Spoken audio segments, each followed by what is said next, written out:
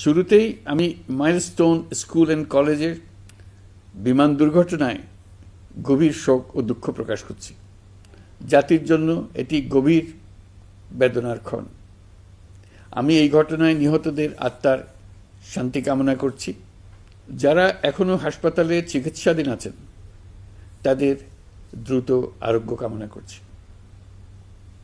এই ভয়াবহ দুর্ঘটনা আমাদের আরেকবার স্মরণ করিয়ে দিয়েছে চিকিৎসক ও স্বাস্থ্যকর্মীদের অবদান, তাদের পেশার মাহাত্ম্য।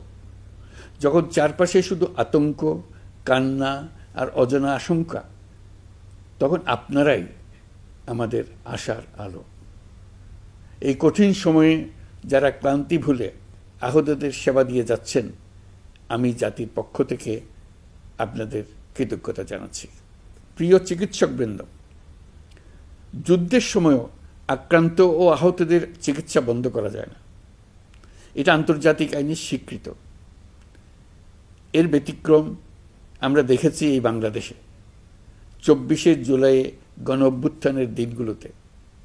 ফ্যাসিস্ট সরকার শুধু এদেশের ছাত্র, শ্রমিক, জনতার বুকে গুলি চালিয়ে থেমে থাকেনি, তারা সর্বোচ্চ চেষ্টা করেছে যেন কেউ হাসপাতালে চিকিৎসা না পায়। জুলাই আমাদের চিকিৎসক যোদ্ধাদের গল্প কোনো যুদ্ধক্ষেত্রের ডাক্তারদের গল্প কেউ হার মানায়।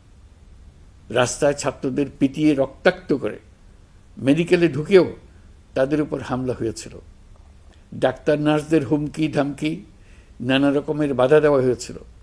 শত শত ছেলে মেয়ে অন্ধত্ব বরণ করেছে, কারণ তারা সঠিক সময়ে চিকিৎসা পায়নি।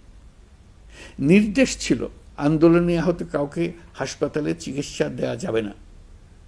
আপনারা পেছনের গেট দিয়ে আহতদের গোপনে চিকিৎসা দিয়েছে। হাসপাতালে হাসপাতালে গ্রেফতার অভিযান চালানো হয়েছিল।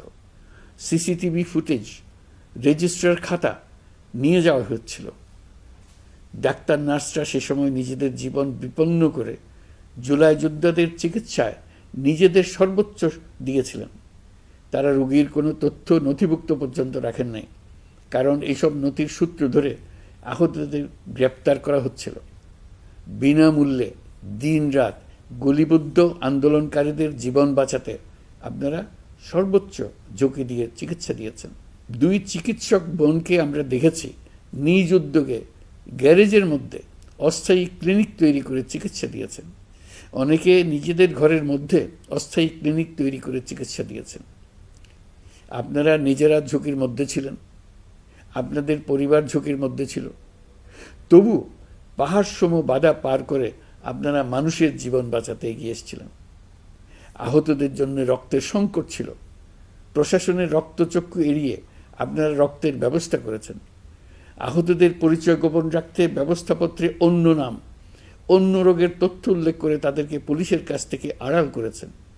প্রাইভেট ডাক্তাররা স্ব-উদ্যোগে প্রশাসনের চোখ এড়িয়ে সরকারি হাসপাতালে গিয়ে গোপনে চিকিৎসা দিয়ে এসছেন।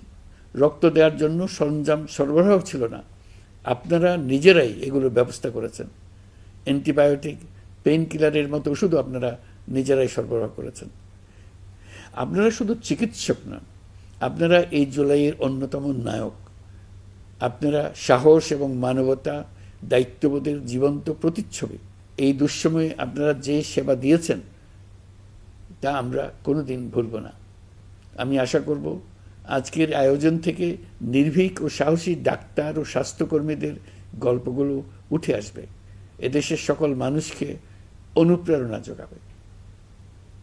আমি আজ জাতির পক্ষ থেকে জুলাইয়ে কর্তব্য পালনকারী সকল স্বাস্থ্যকর্মী ও চিকিৎসকদের প্রতি কৃতজ্ঞতা ও শ্রদ্ধা জানাচ্ছি।